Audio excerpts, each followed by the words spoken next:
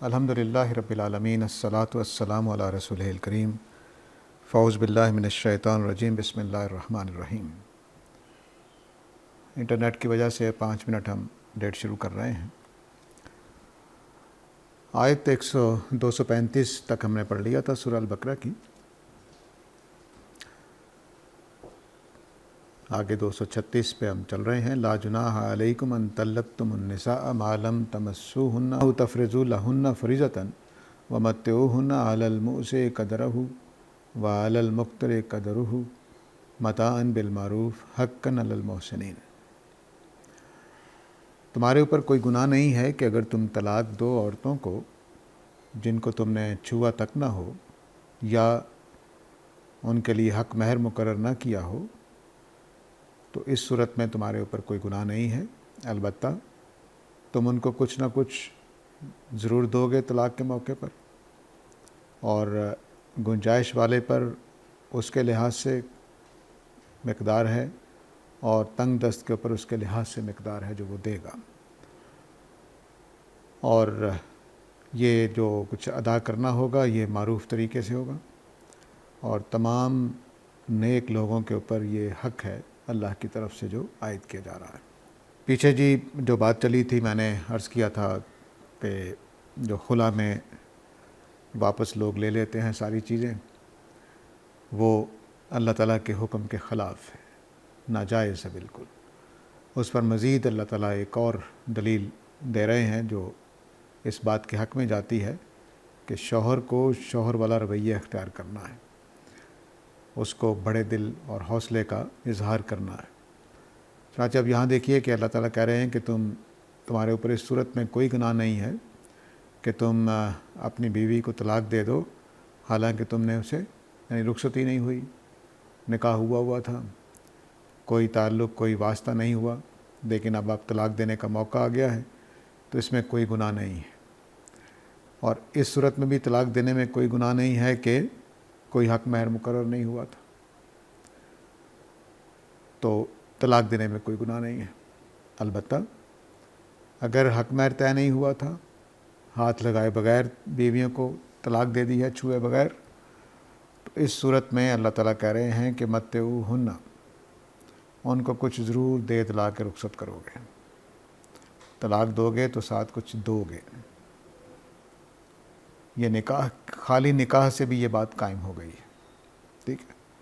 حق مہر مقرر نہیں کیا، یعنی آپ نے کوئی فائدہ نہیں اٹھایا، بس نکاح ہوا تھا اور وہ اپنے گھر میں تھی، وہ اپنے گھر میں، نہ اب اپنے گھر میں، اس صورت میں بھی آپ نے کچھ طلاق اگر دینی پڑ گئی ہے تو اس صورت میں بھی کچھ دینا ہوگا، اور حق مہر طے نہیں کیا اس صورت میں بھی کچھ دینا ہوگا۔ اور یہ کچھ دینا ہے وہ اس طرح سے دینا ہے کہ صاحب حیثیت کو اپنی حیثیت کے مطابق اور تنگ دست کو اپنی حیثیت کے مطابق، متاعاً بالمعروف، دستور کے مطابق، حالات کے مطابق، اپنے علاقے کے رواج کے مطابق، خاندانی وقار کے مطابق یہ دینا ہوگا، اور یہ محسنین پر حق ہے، یعنی فرض ہے، ان کو لازماً ادا کرنا ہے۔ تو اب اللہ تعالیٰ اس صورت میں کہ بیوی کو ہاتھ بھی نہیں لگایا، کوئی فائدہ نہیں اٹھایا، کوئی تعلق واسطہ نہیں رکھا، اور حق مہر طے نہیں کیا، تب بھی کچھ دینا ہے، تب بھی کچھ دینا ہے۔ تو یہ کیسے ہو سکتا ہے کہ جس عورت کے ساتھ زندگی کا ایک حصہ گزرا ہو، اس سے آپ کی اولاد بھی ہو، یا آپ کے ساتھ ایک لمبا عرصہ ساتھ رہی ہوں وہ، ان کو آپ خلا کے موقع پر سب کچھ چھین لیں؟ یہ کیسے ہو سکتا؟ تو وہ بالکل غلط استدلال ہے۔ ہمارے پاکستان میں ظالمانہ قانون ہے، خلا کے اندر واپس لینے کا کوئی حکم نہیں ہے۔ البتہ اس صورت میں واپس بیوی دے گی اگر میاں نے اتنا کچھ دے دیا ہوا ہے کہ اب ان کے لیے طلاق دینا مشکل ہو رہا ہے، کہ میاں کنگال ہو جائے گا اگر کچھ واپس نہیں لینا، تو اب بیوی کچھ دے دلا کے، بیوی اپنی مرضی سے کچھ دے دلا کے رخصت لے سکتی ہے۔ ایسا نہیں کہ شوہر اس کو زبردستی چھینے گا، یہ کوئی حق حاصل نہیں ہے کسی شوہر کو۔ اللہ تعالیٰ نے یہ حق ہمیں نہیں دیا ہے، کسی شوہر کو بھی حق نہیں دیا کہ بیویوں سے واپس لے۔ کچھ فائدہ نہیں اٹھایا تب بھی کچھ دینا ہے، تو شوہر دینے والا ہے، اس کا کام زندگی کا سامان فراہم کرنا ہے، خواہ نکاح کے بعد رخصتی ہوئی یا نہیں ہوئی، اور خواہ حق مہر طے ہوا یا نہیں ہوا۔ اب ایک چیز یہ ہے کہ ہاتھ نہیں لگایا اور حق مہر طے نہیں ہوا۔ دوسری صورت یہ ہے کہ حق مہر طے نہیں ہوا لیکن رخصتی ہو گئی ہے، اب اس کو اللہ تعالیٰ نے لیا ہے۔ وَإِن طَلَّقْتُمُوهُنَّ مِن قَبْلِ أَن تَمَسُّوهُنَّ وَقَدْ فَرَضْتُمْ لَهُنَّ فَرِيضَةً فَنِصْفُ مَا فَرَضْتُمْ، کہ ہاتھ تو نہیں لگایا بیوی کو لیکن حق مہر طے کیا ہوا تھا، تو اب کیا ہوگا؟ آدھا حق مہر دینا ہوگا۔ ٹھیک ہے جی، آدھا حق مہر دینا ہوگا۔ مثلا آپ نے 1,00,000 روپیہ حق مہر مقرر کیا تھا نکاح کے وقت پہ، لیکن رخصتی نہیں ہوئی، تو اب آپ 50,000 روپیہ اس کو حق مہر دیں گے اور طلاق دے دیں گے۔ یہ صورت میں ہے کہ ہاتھ نہیں لگایا لیکن حق مہر طے کیا تھا۔ پہلی صورت یہ تھی کہ حق مہر طے نہیں ہوا، ہاتھ بھی نہیں لگایا، تو اس میں کچھ نہ کچھ اپنی استطاعت کے مطابق دینا ہے۔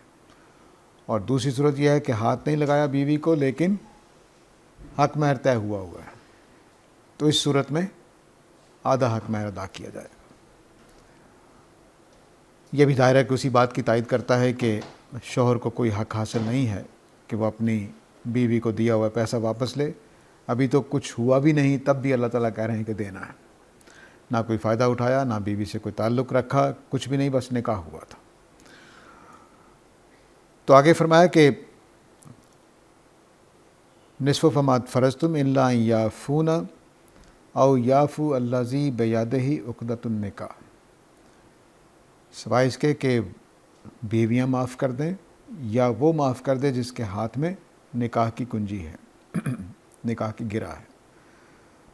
یعنی دو صورتیں ہو سکتی ہیں معافی کی، کہ جس عورت کو طلاق ہو رہی ہے اس نے کہا جی مجھے کچھ نہیں چاہیے، ٹھیک ہے، اور دوسری صورت یہ ہے کہ وہ جو آدھا چھوڑنا ہے وہ شوہر کہے جی میں پورا ہی دوں گا، شوہر کہے جی کہ میں پورا ہی حق مہر دوں گا، میں طلاق دے رہا ہوں، میں نے کوئی تمتع نہیں کیا، کوئی فائدہ نہیں اٹھایا، لیکن میں پورا ہی حق مہر دے رہا ہوں۔ یہ یعفو ہو جائے گا جس کے ہاتھ میں عقدۃ النکاح ہے۔ تو اب اس صورت میں دو صورتیں ہو گئیں، ایک یہ کہ ہاتھ نہیں لگایا، طلاق دینی پڑ گئی ہے، حق مہر مقرر ہو گیا ہے، تو اب اللہ تعالیٰ کہہ رہے ہیں کہ آدھا دینا فرض ہے، آدھا دینا فرض ہے۔ اور اگر بیوی معاف کر دے جس کو طلاق ہوئی ہے تو کوئی مسئلہ نہیں، اور دوسری صورت یہ ہے کہ خود نکاح کرنے والا جو مرد ہے وہ کہے جی میں معاف کرتا ہوں، میں پورا دیتا ہوں، آدھا بھی نہیں روکتا میں۔ وَأَن تَعْفُوا أَقْرَبُ لِلتَّقْوَىٰ، اور اگر تم پورا ہی دے دیتے ہو تو یہ تقوی کے زیادہ قریب ہے۔ ٹھیک ہے، اب یہ مذکر کا صیغہ ہے، اس لیے مردوں کو چھوڑنے کی بات کی جا رہی ہے، عورتوں کو چھوڑنے کی بات نہیں کی جا رہی۔ تو وَأَن تَعْفُوا أَقْرَبُ لِلتَّقْوَىٰ، تو تم اگر معاف کر دو یعنی پورا ہی دے دو تو یہ تقوی کے زیادہ قریب ہے۔ اب اس سے آپ اندازہ کیجئے کہ اللہ تعالیٰ کے ہاں پسندیدہ کیا بات ہے۔ پسندیدہ بات یہ نہیں ہے کہ حق مہر مار لیا جائے، خلا کے موقع پر پیسے چھین لیے جائیں، پسندیدہ یہ ہے، تقوی کے زیادہ قریب ہے کہ جو حق نہیں بنتا وہ بھی دے دیا جائے۔ یہی دونوں کیسز میں یہاں زیر بحث ہے۔ ایک کیس یہ ہے کہ ہاتھ نہیں لگایا اور حق مہر بھی طے نہیں ہوا، بس نکاح ہوا، اب طلاق دینی پڑ گئی ہے، تو اللہ تعالیٰ کہتے ہیں کہ اپنی ہمت کے مطابق دو گے، غریب اپنی ہمت کے مطابق، امیر اپنی ہمت کے مطابق، اور یہ نیک آدمی کے اوپر اللہ کی طرف سے مقرر کردہ حق ہے۔ دوسری صورت یہ ہے کہ حق مہر تو طے ہو گیا ہوا ہے لیکن ہاتھ نہیں لگایا، ابھی تمتع حاصل نہیں کیا، اس صورت میں اللہ تعالیٰ کہتے ہیں کہ جو حق مہر مقرر ہوا ہے وہ آدھا دیا جائے گا۔ بیوی بھی معاف کر سکتی ہے اور شوہر بھی معاف کر سکتا ہے، یعنی شوہر کے معاف کرنے کا مطلب ہے کہ وہ آدھا نہیں لے رہا بلکہ وہ پورے کا پورا دے رہا ہے اس کو، تو پورے کا پورا دینا اللہ کے نزدیک تقوی کے زیادہ قریب ہے۔ اور آگے علت بتائی، وجہ بتائی، فرمایا کہ وَلَا تَنْسَبُوا الْفَضْلَ بَيْنَكُمْ، جو تمہارا فضل ہے تمہاری بیویوں کے مقابلے میں اس کو نہ بھولو۔ ان اللہ بما تعملون بصیر، بے شک اللہ تعالیٰ جو کچھ تم کرتے ہو اس کو دیکھتا ہے۔ اب اپنے فضل کو نہ بھولو، یہ وہ پیچھے جو بات چلی ہے سورہ البقرہ میں، تمہیں قوام بنایا گیا ہے، تمہارے ہاتھ میں نکاح کا عقدہ رکھا گیا ہے، طلاق دینے کا حق تمہارے پاس ہے، نان نفقے کی ذمہ داری تمہارے پاس ہے۔ اپنے اس فضل کو جو اللہ نے تمہیں دیا ہے اس کو سامنے رکھو اور آخری درجے میں اس کو نبھانے کی کوشش کرو۔ تو اگر حق مہر طے نہیں ہوا، تم نے بیوی سے کوئی فائدہ نہیں اٹھایا اور صرف نکاح ہوا تھا، رخصتی نہیں ہوئی، طلاق دینے پہ آ گئے ہو، تو اپنی ہمت کے مطابق بیوی کو کچھ دے کر طلاق دو گے، یہ فرض ہے۔ اور دوسری یہ ہے کہ فائدہ کوئی نہیں اٹھایا لیکن حق مہر مقرر کیا ہوا ہے تو آدھا حق مہر ادا کرو گے، یہ فرض ہے۔ تقوی کے قریب یہ ہے کہ پورا ادا کر دو گے۔ البتہ اگر کوئی صورتحال ایسی ہے تو عورت معاف کر سکتی ہے۔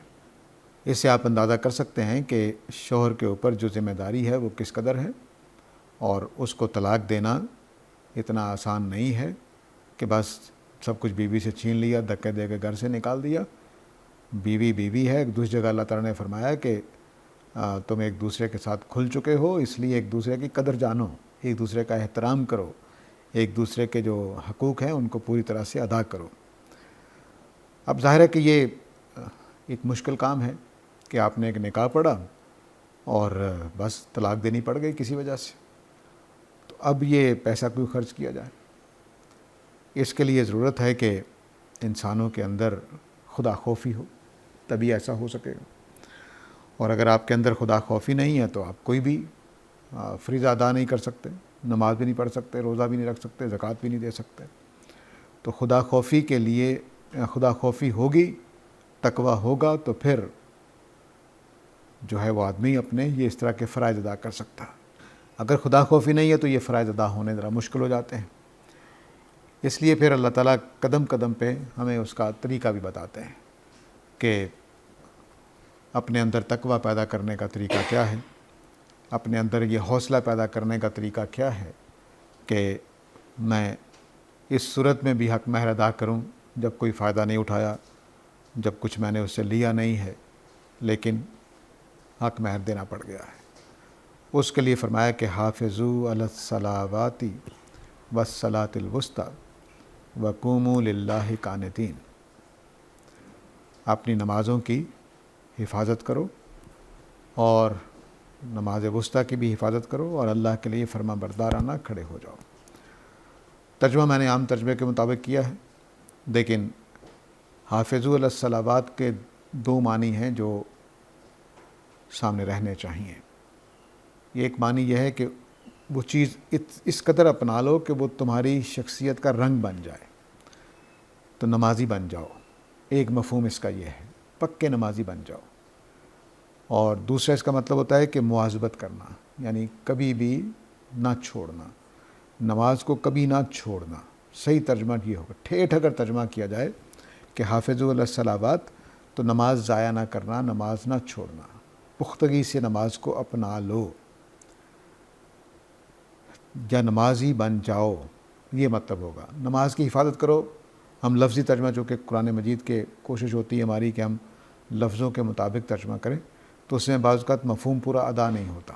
نمازوں کی حفاظت کرنے سے مطلب نکل آئے گا کہ کبھی نہ چھوڑو، کبھی ضائع نہ کرو، پکے نمازی بن جاؤ، لیکن اصل معنی اس کے یہ ہیں کہ نمازوں کا رنگ اختیار کر لو اور نمازی بن جاؤ، اور کبھی کوئی نماز ضائع نہ کرنا، پختگی کے ساتھ نمازیں پڑھتے رہو۔ نماز پڑھتے رہو گے تو اس طرح کے مشکل احکام پہ عمل کر سکو گے جو اوپر زیر بحث آئے کہ نقصان ہی نقصان ہے۔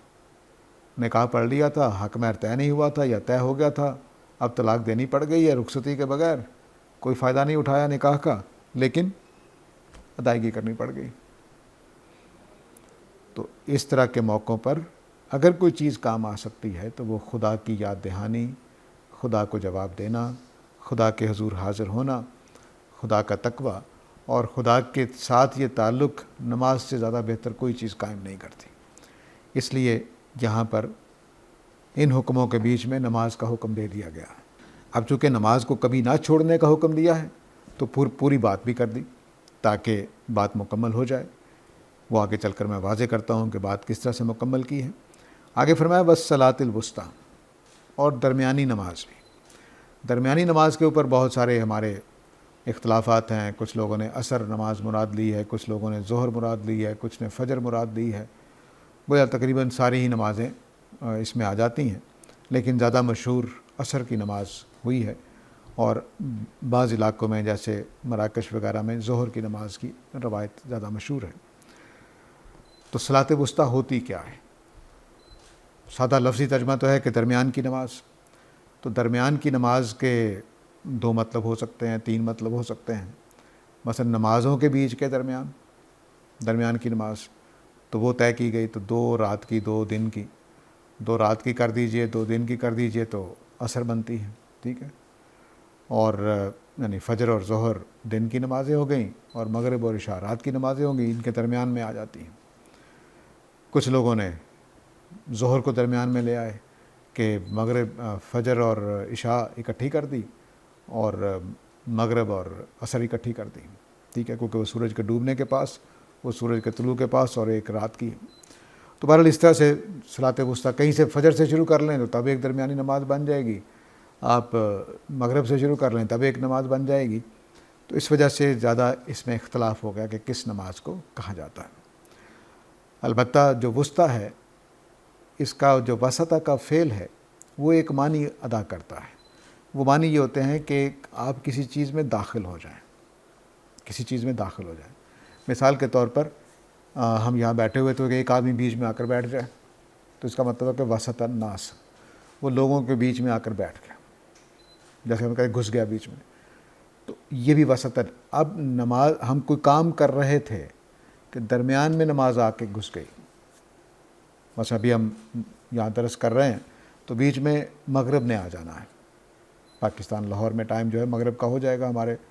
تو اب جو بیچ میں نماز آ گئی ہے کام کے دوران میں بھی، اس کو بھی اللہ تعالیٰ کہہ رہے ہیں کہ اس کا بھی خیال رکھنا ہے.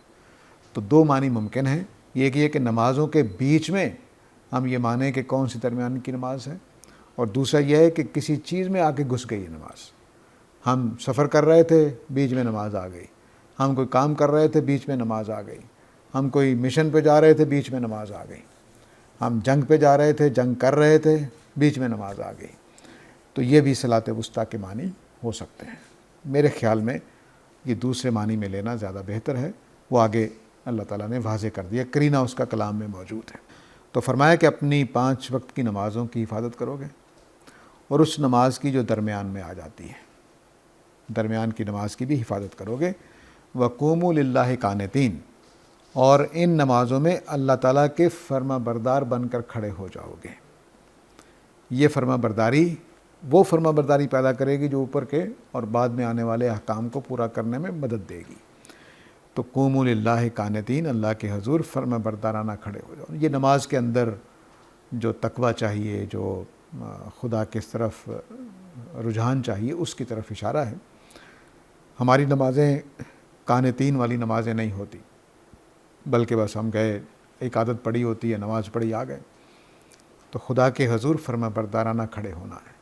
یہ ظاہری طور پر بھی کچھ چیزیں اپنانی پڑتی ہیں، جیسے ہم ہاتھ باندھتے ہیں ادب کے ساتھ، تو یہ بھی قانت ہونا ہے.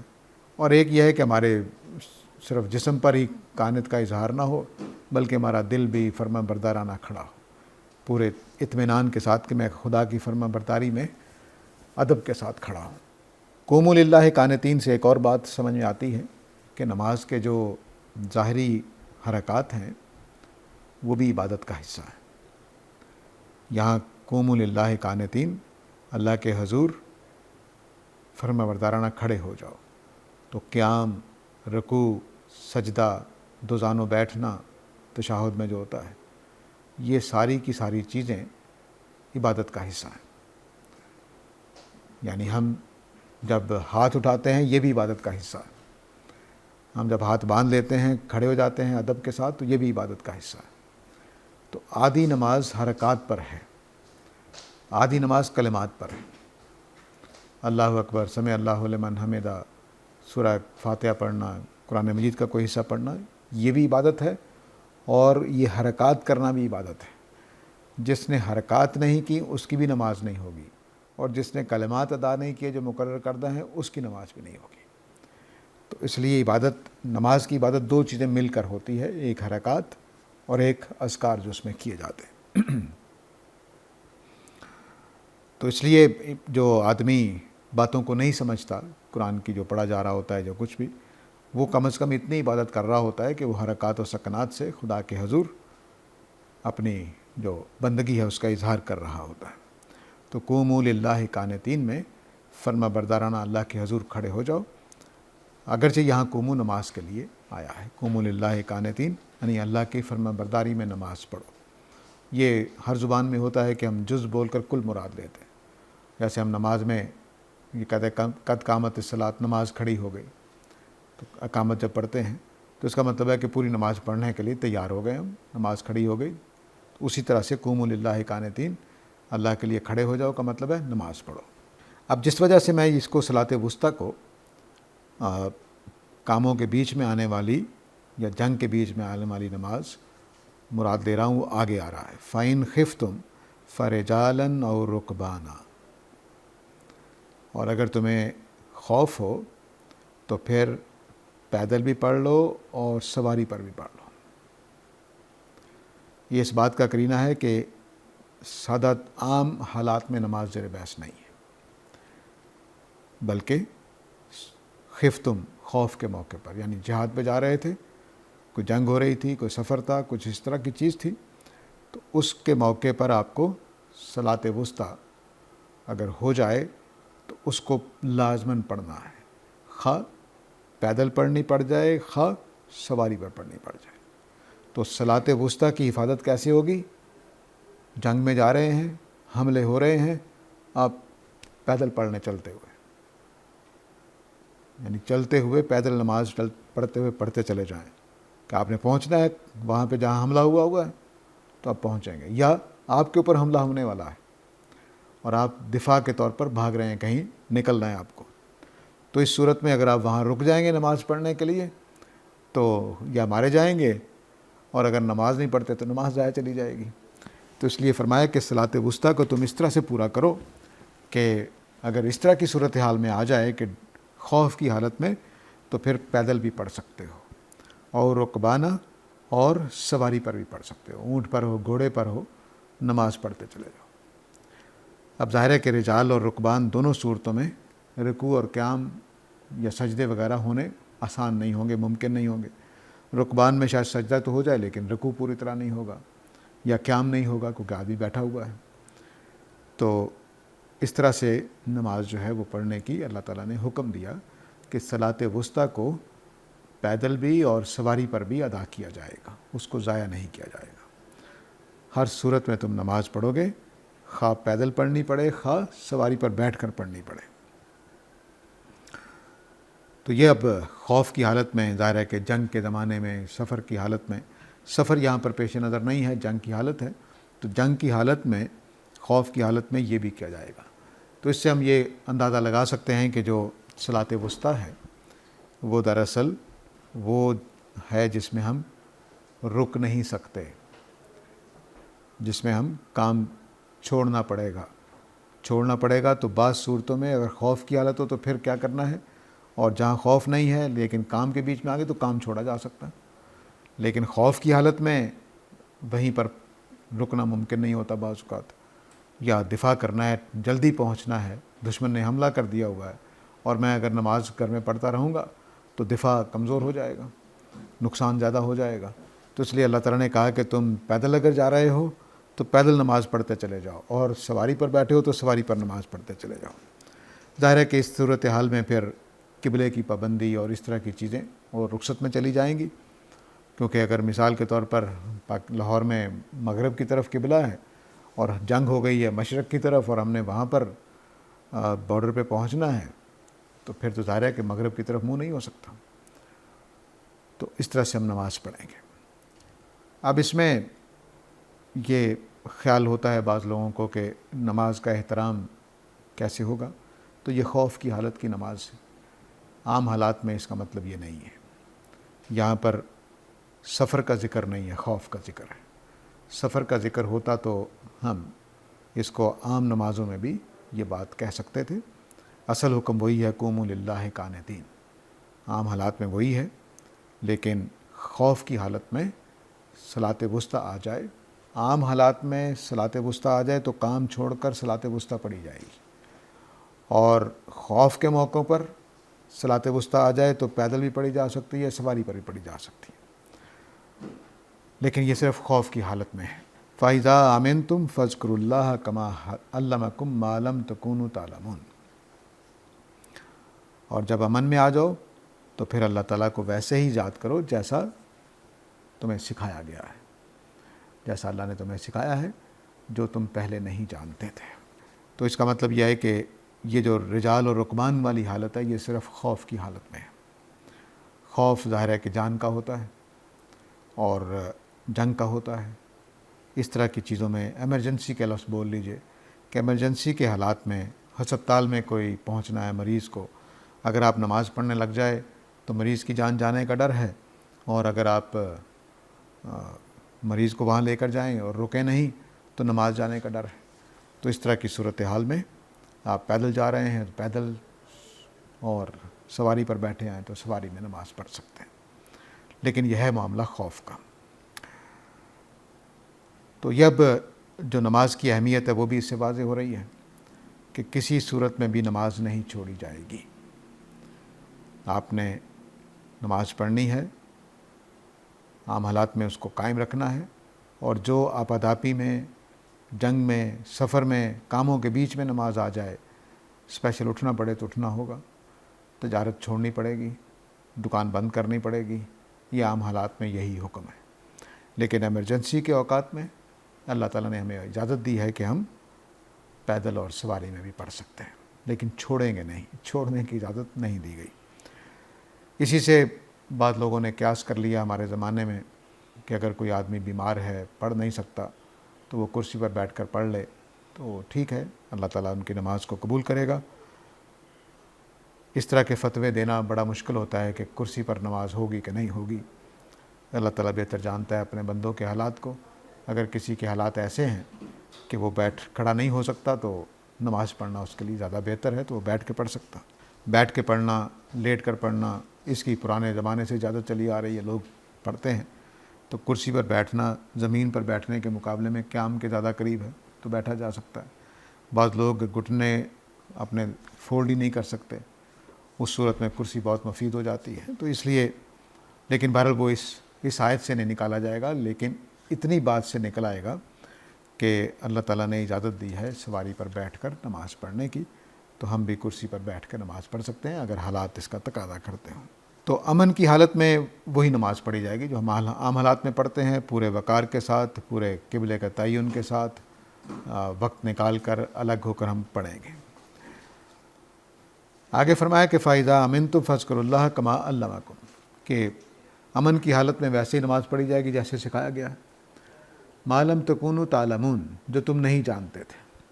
اس کا مطلب ہے کہ نبی کریم صلی اللہ علیہ وسلم سے پہلے نماز کے اہم حصے چھوٹ چکے تھے، اور لیکن یہ لوگ نماز پڑھتے تھے۔ یہ قرآن مجید سے بھی ثابت ہے اور عربوں کی تاریخ سے بھی۔ نماز ضائع کرنے والے جیسے ہمارے امت میں اس وقت ہیں، اس طرح بہت سارے لوگ تھے، اور بعض چیزیں ہم نے بھی نماز میں خراب کرنا شروع کر دی ہیں، تو اس طرح کی چیزیں ان کے ہاں بھی رہی ہوں گی، لیکن بہرحال نماز پڑھتے تھے وہ، لیکن صحیح درست طریقہ نہیں جانتے تھے، تو وہ نبی کریم صلی اللہ علیہ وسلم کے ذریعے سے اللہ تعالیٰ نے سکھا دیا۔ اب اس سے آپ یہ بھی سمجھ سکتے ہیں کہ جو نبی کریم صلی اللہ علیہ وسلم نے سکھایا اسی کو اللہ تعالیٰ نے اپنے سکھانا کہہ دیا ہے۔ یہ ان آیتوں میں سے بھی ہے کہ جو نماز کو مجلس شورا مانتے ہیں، نماز کو نماز نہیں مانتے، صلاۃ کو، ان کے لیے بھی حتمی مقام ہے کہ جہاں پر یہ کہنا بڑا مشکل ہے کہ جو نماز ہے وہ کوئی مجلس شورا ہے یا کچھ بیٹھ کے مشورہ کرنے کا معاملہ ہے، یا یہ نظم اجتماعی ہے، یا یہ پیروی کرنا ہے۔ یہ قوموا للہ قانتین ہے، بالکل واضح لفظوں میں فرمایا ہے۔ اور کون سا قوموا للہ قانتین پیدل ہو سکتا ہے اور سواری پر ہو سکتا ہے؟ ظاہر ہے کہ یہ نماز، اور پھر جب کہا کہ امن ہو جاؤ تو فذکروا اللہ، تو جس طرح سکھایا اس طرح سے ذکر کرو، تو اس کا مطلب ہے کہ یہ کوئی ذکر کی چیز ہے، نماز واضح طور پر ذکر ہے۔ تو یہ ان آیتوں میں سے ہے جو حتمی طور پر قرآن مجید میں اس نماز کی طرف اشارہ کر رہے ہیں جس کو ہم نماز کے طور پر یا صلاۃ کے طور پر جانتے ہیں۔ اب یہ بیچ میں آ گیا تھا بات، کیونکہ سخت حکم آ گئے تھے کہ بیوی کو نکاح کر لیا، بیوی رخصت بھی نہیں ہوئی، آپ کے گھر میں بھی نہیں آئی، لیکن آپ نے کیا کیا؟ طلاق دینی پڑ گئی۔ اس صورت میں بھی اللہ تعالیٰ نے فرمایا کہ حق مہر طے نہیں ہوا، بیوی کو چھوا تک نہیں ہے تو طلاق دینی پڑ گئی ہے، تو اس میں کچھ نہ کچھ دے کر رخصت کیا جائے گا۔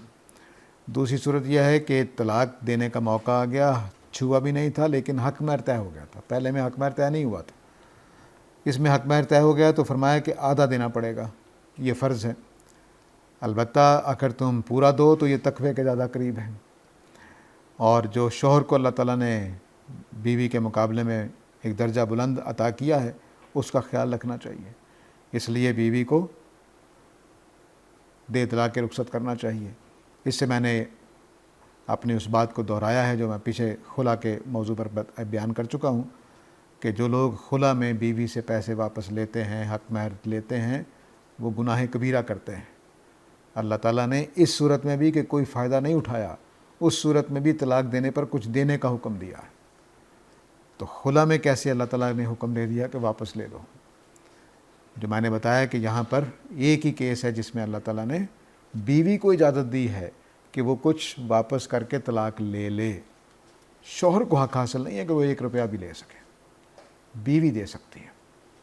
تو دونوں میں واضح فرق ہے، اور وہ کیس کیا ہے؟ وہ یہ ہے کہ بیوی کو سب کچھ دے رکھا ہے، اب وہ طلاق دے گا تو طلاق دے نہیں سکتا کیونکہ سارا کچھ چلا جائے گا، کیونکہ اللہ نے کہہ دیا ہے کہ کوئی بھی تم چیز واپس نہیں لوگے، جب کوئی بھی چیز تم واپس نہیں لوگے تو معاملہ خراب ہو جائے گا، اس لیے پھر روک دیا گیا کہ تم نے کیا معاملہ کرنا ہے، کس طرح سے صورتحال کرنی ہے۔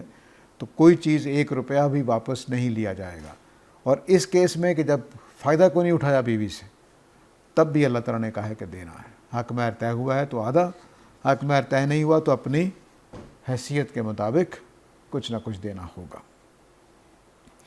اب ظاہر ہے کہ یہ مطالبہ اللہ کی طرف سے سخت ہے، اس لیے فرمایا کہ اپنے جو اللہ نے تمہیں فضل دیا ہے بیویوں کے مقابلے میں اس کو نہ بھولو، اور تقوی کا ذکر کر دیا، تو اس لیے تقوی پر قائم رہنے کے لیے سلوشن بتایا اللہ تعالیٰ نے کہ پکے نمازی بن جاؤ، نماز نہیں چھوڑنی ہے، نماز چھوڑو گے تو کام خراب ہو جائے گا۔ نبی کریم صلی اللہ علیہ وسلم نے قریش کو بھی کہا تھا کہ یہ جو امر ہے حکومت کا، خلافت کا، یہ تمہارے بیچ میں رہے گا جب تک تم نماز پڑھتے رہو گے۔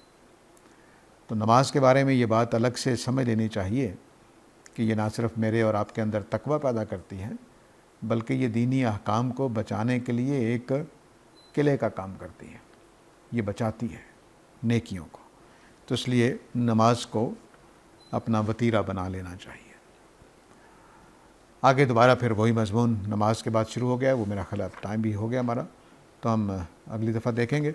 تو دوبارہ کچھ باتیں دہرا دیتا ہوں۔ مضمون چل رہا تھا خواتین کے ساتھ بیوی اور شوہر اور بیوی کے معاملات کا، طلاق کیسے ہوگی، عدت کیا ہوگی، یہ اس طرح کی چیزیں اللہ تعالیٰ بتا رہے تھے۔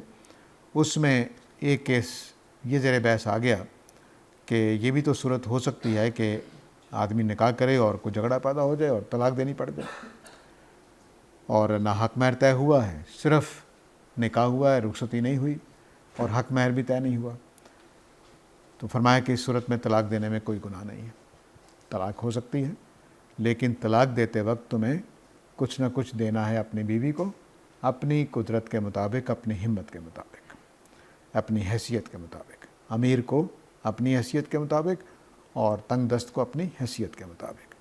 دوسرا کیس یہ زیر بحث آ گیا اس طرح کا کہ ابھی رخصتی نہیں ہوئی، بیوی کو ہاتھ تک نہیں لگایا، صرف نکاح ہوا تھا اور حق مہر بھی طے ہو گیا تھا، پہلے میں ہاتھ نہیں لگایا اور حق مہر طے نہیں ہوا، اس میں ہاتھ بھی نہیں لگایا اور حق مہر طے ہو گیا ہے، تو فرمایا کہ آدھا حق مہر دینا لازم ہے، باقی جو دو گے وہ تقوی کے مطابق ہوگا۔ ہاں بیوی چھوڑ سکتی ہے، اس میں کوئی گناہ نہیں ہوگا، لیکن بہرحال تمہیں دینا ہے، اور تم آدھا جو معاف کر رہے ہیں اللہ تعالیٰ وہ دے دو تو زیادہ بہتر ہے، تقوی کے زیادہ قریب ہے، اس لیے کہ یہ محسنین پر حق ہے، فرض ہے، اور اللہ تعالیٰ نے شوہر کو، مردوں کو بیویوں پر ایک فضیلت دی ہے۔ اس تقوی پر قائم رہنے کے لیے اس طرح کی نقصانات اٹھانے والے اللہ تعالیٰ کے بعض احکام مالی طور پر نقصان دیتے ہیں. زکوٰۃ دینے سے مالی نقصان ہوتا ہے، اور بیوی کو حق مہر دینے سے نقصان ہوتا ہے. تو یہ جو چیزیں ہیں یہ دین میں آزمائش کے طور پر ہیں. اللہ کی راہ میں دینے سے ہاں برکت آئے گی اللہ کے ہاں قیامت والے دن لازماً، اور دنیا میں اگر اللہ تعالیٰ چاہیں تو برکت دے دیتے ہیں. وعدہ نہیں ہے اللہ تعالیٰ کا دنیا میں، لیکن آخرت کا وعدہ ہے، تو وہ تو فائدہ ہونا ہے. لیکن دنیا میں نقصان ہو رہا ہوتا ہے، خاص طور سے پاکستانی ذہن کے مطابق ایسی بیوی کو جس کو طلاق دے رہے ہیں اس کو پیسے دے کر رخصت کیا جائے. یہ لوگوں کو لگتا ہے کہ بہت ہی حماقت. تو اللہ تعالیٰ کہہ رہے ہیں کہ نہیں، رخصت کرنا ہے تو دے دلا کے رخصت کرنا ہے. اس کے لیے پھر اللہ تعالیٰ نے طریقہ بتایا کہ پکے نمازی بن جاؤ تو تمہارے اندر تقویٰ قائم رہے گا. اللہ کے حضور فرما برداری کے ساتھ کھڑے رہا کرو گے تو تمہارے اندر باقی احکام میں بھی فرما برداری آئے گی. اس کے لیے پھر نماز کے حکم دیا، اور اس میں صلاۃ وسطیٰ کا بھی ذکر کیا. صلاۃ وسطیٰ کے دو معنی ممکن ہیں. لفظی طور پر معنی ہے کہ جو درمیان میں نماز آ جائے. تو درمیان میں آنے کا مطلب ہے کہ نمازوں کے درمیان میں ہو، یہ بھی ٹھیک ہو سکتا ہے، اور یہ بھی ٹھیک ہو سکتا ہے کہ جو کاموں کے بیچ میں گھس جائے اس نماز کو بھی. میں نے اسی دوسرے معنی کو ترجیح دی ہے اگلے رجالن اور رکبان والے حکم سے. اور اگر خوف کی حالت ہو، ایمرجنسی ہو، جنگ کی صورتحال ہو، تو پھر اللہ تعالیٰ نے اجازت دی ہے کہ آپ پیدل بھی پڑھ سکتے ہیں نماز، پیدل چلتے ہوئے، اور سواری پر بیٹھ کر بھی چلتے ہوئے نماز پڑھ سکتے ہیں. لیکن عام حالات میں اس کو منع کر دیا، کیونکہ فرمایا کہ جب امن ہو جائے تو پھر اللہ تعالیٰ کو ویسے ہی یاد کرو، یعنی ویسے ہی نماز پڑھو جیسے تعلیم کیا گیا ہے تمہیں. اس کے بغیر نماز پھر عام حالات میں نہیں ہوگی. اس لیے اس سے یہ استدلال کرنا کہ نماز جیسے بھی ہو حاضری دینی ہے، فٹافٹ پہنچ جائیں، یہ ٹھیک نہیں ہے. عام حالات میں نماز سلیقے کے ساتھ ہی پڑھنی چاہیے. صرف خوف کی حالت میں جو نماز ہے اس میں یہ فرمایا گیا ہے کہ وہ رجال اور رکبان حالت میں تم پڑھ سکتے ہو.